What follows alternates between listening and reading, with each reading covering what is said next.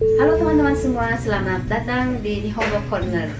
Dalam video ini saya akan bercerita tentang image Jepang di mata dunia.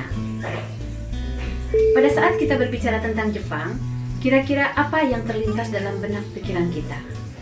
Atau secara umum, apa yang orang-orang lekatkan terhadap Jepang pada saat berbicara tentang Jepang? Oke, mari kita coba lihat satu persatu. Bagaimana dengan anime? Anime sebetulnya berasal dari animation. Hanya karena anime Jepang memiliki kekhasan, memiliki sesuatu yang unik, sehingga anime sendiri sudah menjadi branding yang hanya milik Jepang. Jadi animasi Jepang itu dikenal dengan anime. Jadi orang-orang sudah tidak merasa lagi bahwa anime itu adalah bahasa Inggris. Orang Jepang itu biasanya sering menyingkat-nyingkat kata-kata yang berasal dari bahasa Inggris atau dari bahasa asing menjadi istilah mereka sendiri.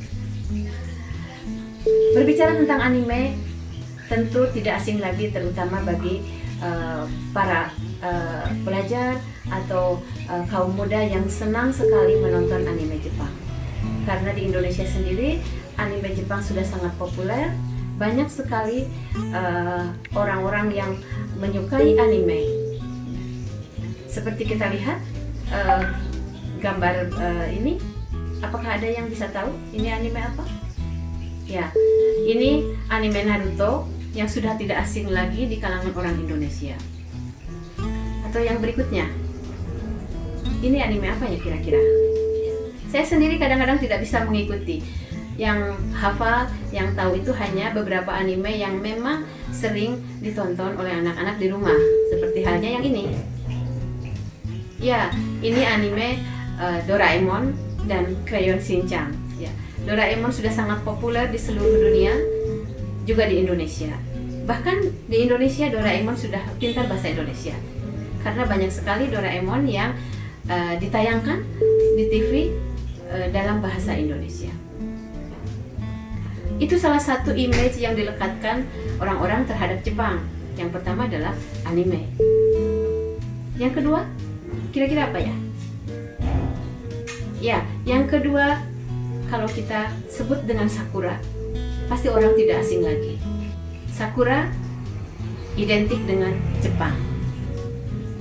Kenapa Sakura begitu melekat dengan Jepang? Ya.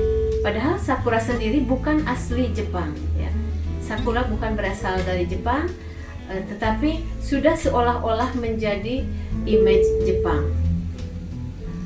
Kita lihat gambar berikut ini, ya, kita bisa merasakan betapa indahnya bunga sakura ini. Padahal kalau kita perhatikan bunga sakura itu hanya bunga yang sangat kecil, ya.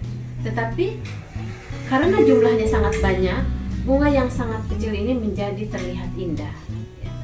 Dan bagi orang Jepang sendiri yang sejak lahir sudah mengenal sakura, setiap tahunnya tetap saja tidak pernah bosan untuk menyaksikan keindahan bunga sakura. Tidak heran kalau setiap musim sakura atau musim semi, semua orang menunggu-nunggu pengumuman tentang sakura.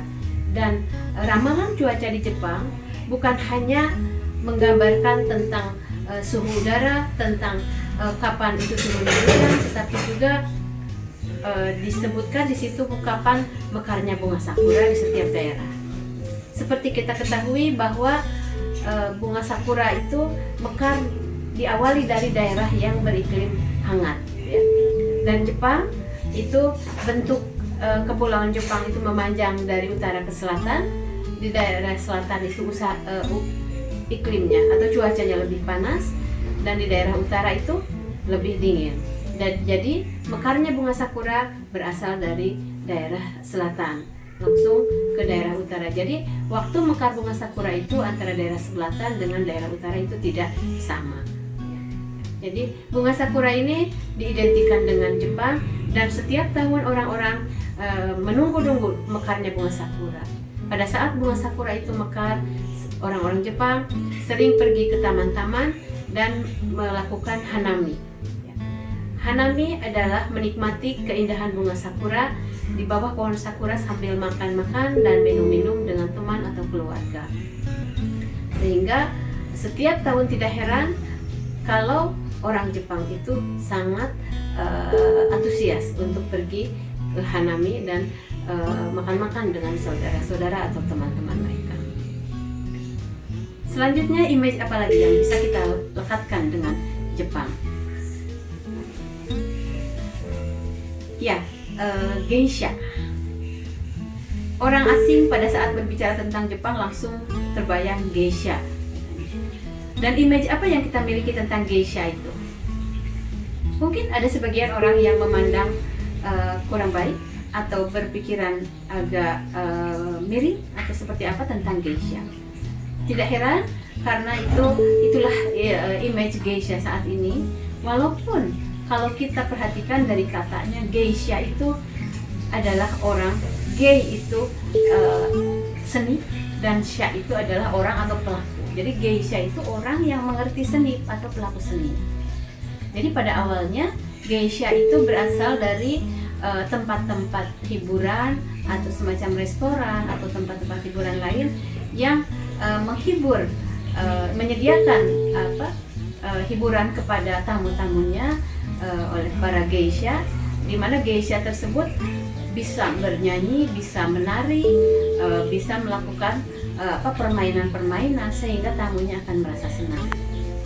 Saya sendiri pernah mengalami, melihat langsung dan diundang ke sebuah penginapan tradisional Jepang. Di situ disambut oleh geisha dan mereka sangat pintar sekali berkomunikasi. Sehingga orang yang tidak mengerti bahasa Jepang pun bisa diajak berkomunikasi dan diajak bicara oleh para geisha tersebut. Jadi pada awalnya geisha itu image-nya seperti itu. Tetapi tidak heran kenapa image geisha menjadi miring, karena mungkin di dalam perjalanannya ada hal-hal yang negatif yang terjadi sehingga gambaran atau imajinasi orang terhadap geisha menjadi kurang baik. Kemudian kata-kata apa lagi atau istilah apa lagi atau hal apa lagi yang bisa kita sematkan terkait dengan image Jepang? Ya, Gunung Fuji. Ya, semua orang sudah tidak asing lagi dengan Gunung Fuji. Tidak ada orang yang tidak tahu bahwa Gunung Fuji itu di Jepang. Ya, semua orang pasti bisa langsung menebak Gunung Fuji itu ada di Jepang. Kenapa Gunung Fuji itu begitu indah, begitu dianggap sesuatu yang luar biasa oleh orang Jepang atau orang-orang yang di luar Jepang? Karena orang Jepang itu sendiri sangat disebutnya orang Jepang itu pintar mengambil sesuatu, membuatnya menjadi lebih terlihat indah, terlihat hebat, terlihat megah. Ya, Fujisan itu sendiri atau Gunung Fuji itu sendiri sebetulnya bentuknya ya hanya gunung biasa saja. Di Indonesia pun banyak gunung-gunung yang lebih tinggi. Hanya mungkin keistimewaannya ini hanya bentuknya yang simetris dan di atas gunungnya itu ada tumpukan salju sehingga terlihat indah. Dan apabila dilihat dari sisi lain, pada saat musim panas itu akan berbeda, pada saat musim gugur juga pemandangannya akan berbeda, sehingga membuat Gunung Fuji itu sangat lekat dengan Jepang. Ya. Dan Jepang itu pandai membuat sesuatu menjadi satu brand, ya. Menjadi brand yang dikemas menjadi sebuah brand yang bagus, yang menjadi salah satu ciri khas Jepang. Ya, itu tadi imajinasi atau bayangan kita terhadap Jepang. Mungkin masih ada hal-hal lain yang bisa kita sematkan dengan Jepang. Misalnya, ya, industri otomotif. Ya. Industri otomotif merupakan salah satu keunggulan Jepang. Ya. Tidak heran kita semua tidak ada yang tidak tahu Toyota, tidak ada yang tidak tahu Nissan atau Honda atau Kawasaki. Itu semua produk-produk otomotif Jepang. Ya. Seperti kita ketahui, pasar Jepang itu yang terbesar, terutama untuk bidang otomotif adalah ASEAN. Ya. ASEAN itu merupakan pasar Jepang yang terbesar, di mana Jepang memasarkan produk-produk otomotifnya di ASEAN. Selain dikenal sebagai negara produsen otomotif terbesar di dunia, inovasi Jepang dalam bidang elektronik pun tiada henti, sehingga Jepang semakin dikenal di dunia dengan produk-produk elektroniknya. Produk-produk elektronik Jepang mendapat kepercayaan dari masyarakat dunia, sehingga nama produk Jepang seolah menjadi jaminan kualitas di tengah-tengah membanjirnya produksi alat-alat elektronik dari berbagai negara di dunia. Jepang tetap menduduki peringkat tertinggi. Inovasi Jepang dalam berbagai bidang dilatar belakangi dengan kebutuhan dan berbagai keterbatasan yang dimiliki oleh Jepang, sehingga memacu Jepang untuk terus melakukan riset dan membuat berbagai inovasi agar dapat bertahan di tengah-tengah segala permasalahan dan keterbatasan negara Jepang. Inovasi-inovasi yang dilakukan oleh Jepang tidak lepas dari kerjasama yang dibangun oleh berbagai pihak. Perguruan tinggi, masyarakat, perusahaan, dan berbagai pihak tidak bekerja sendiri-sendiri, melainkan saling menopang sehingga manakala ada sebuah ide atau penemuan, ide tersebut akan terus berkembang sehingga terbentuk menjadi sebuah produk yang dapat mengatasi berbagai permasalahan serta menjawab kebutuhan masyarakat. Di saat timbul sebuah permasalahan, maka bukan hanya pemerintah yang mencari solusi, tetapi semua bersinergi untuk menemukan solusi permasalahan. Kecintaan dan kepercayaan terhadap produk sendiri nampaknya bukan hanya sebuah slogan saja, tetapi dibuktikan dengan langkah nyata melalui kebersamaan dalam mendukung produk-produk dalam negeri. Masih banyak lagi imajinasi yang bisa kita lekatkan atau bayangan atau imajinasi orang-orang terhadap Jepang. Untuk kali ini cukup sampai di sini, sampai ketemu lagi di video berikutnya.